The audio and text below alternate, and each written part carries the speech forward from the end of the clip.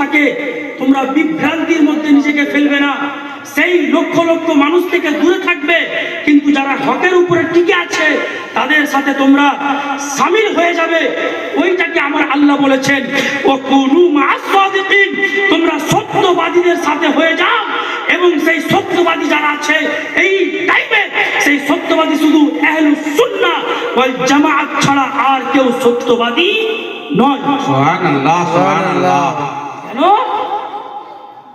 যদি সেই কারবালা প্রান্তরে ইমামে হুসাইন আলাইহিস সালাতু ওয়াস সালাম তিনি আমাদেরকে শিক্ষা দিয়ে গেলেন যে আমরা একদিকে মাত্র 72 জন আর একদিকে 22,000-এর লস্কর।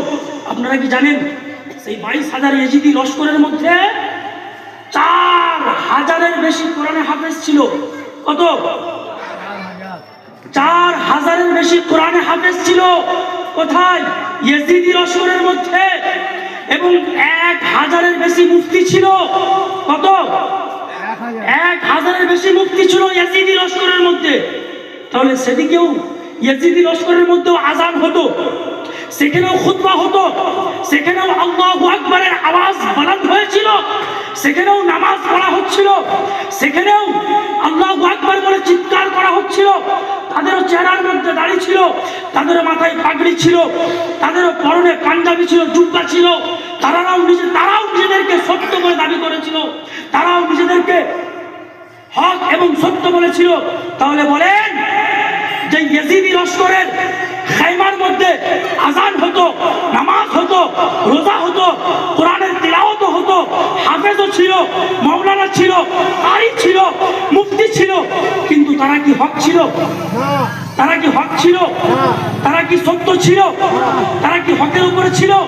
তাহলে হকের উপরে কারা ছিল? হকের উপরে নিঃসন্দেহে ইমামে হুসাইন ছিলেন। হকের উপরে নিঃসন্দেহে ইমামে হুসাইন ছিলেন। ওনার ঘরওয়ালারা ছিলেন, ওনার আহলে বাইতরা ছিলেন। এর মধ্যে কোনো সন্দেহ আছে?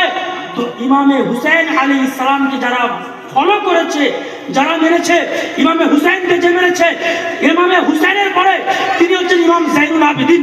ইমাম যায়নুল আবেদিনের পরে ইমাম তাকি, ইমাম নাকি, ইমাম আসকারি, ইমাম বাকির, ইমাম কাসিম, ইমাম জাফর সাদিক।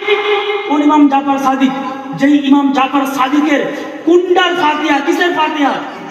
কুন্ডার নিয়াজ, যেটা আমরা ঘরে ঘরে করতাম। কুন্ডার নিয়াজের বিষয় জানেন? জি, ইমাম জাফর সাদিক রহমতুল্লাহ কথা চলে এলো ফট করে মাইন্ডের মধ্যে, ওই জন্য বলে দিচ্ছি শুনুন। বেটা আসিফ, বেটা ডিস্টার্ব করো না।